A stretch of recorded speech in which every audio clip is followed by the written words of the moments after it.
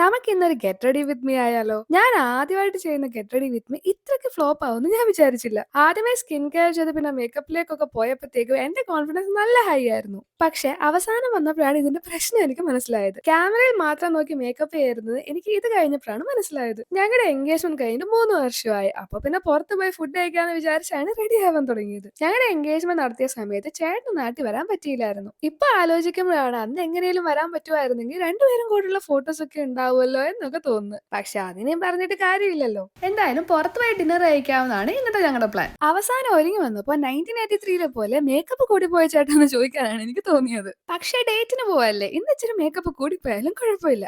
അങ്ങനെ ഞങ്ങൾ രണ്ടാളും റെഡി ആയിട്ട് ഇറങ്ങി. ഇവിടെ ഇപ്പൊ സമ്മർ ആയതുകൊണ്ട് തന്നെ 9 മണിയൊക്കെ ആയാലും പുറത്ത് നല്ല വെട്ടമുണ്ട്. അങ്ങനെ ലാലേട്ടന്റെ പാട്ടൊക്കെ കേട്ടോണ്ട് ഞങ്ങൾ സാൻഡേഴ്സിലേക്കാണ് പോയത്. ഇത് ചക്സ് പോലെ തന്നെ ഒരു കടയാണ്. ആൻഡ് ഇന്നിവിടെ വന്നപ്പോൾ വലിയ തിരക്കൊന്നും ഇല്ലായിരുന്നു. അങ്ങനെ ആദ്യമേ ഫ്രൂട്ട് പഞ്ച് ഒക്കെ വന്നു. അപ്പോഴത്തേക്ക് അവിടെ ലൈവ് മ്യൂസിക് സ്റ്റാർട്ട് ആയായിരുന്നു. അങ്ങനെ മ്യൂസിക് ഒക്കെ ഇട്ടുകൊണ്ട് കുറച്ചു നേരം ഇരുന്നപ്പോഴത്തേക്ക് ഞങ്ങളുടെ മെയിൻ കോഴ്സ് എത്തി. ഇപ്പോഴും വീട് ഓഫീസുമായിട്ട് നടക്കുമ്പോൾ ഇടയ്ക്കിടയ്ക്ക് ഇങ്ങനെ പുറത്ത് പോയി ഫുഡ് കഴിക്കുന്നത് എനിക്ക് ഭയങ്കര ഇഷ്ടമാണ്. ഫുഡ് കഴിച്ചിട്ട് ബാക്കിയുള്ളത് ഒരു ടേക്ക് ഔട്ട് കണ്ടെയ്നറിലും ആക്കി ഞങ്ങൾ അവിടെ നിന്ന് ഇറങ്ങി. അപ്പം ഇത്രയേ ഉള്ളൂ.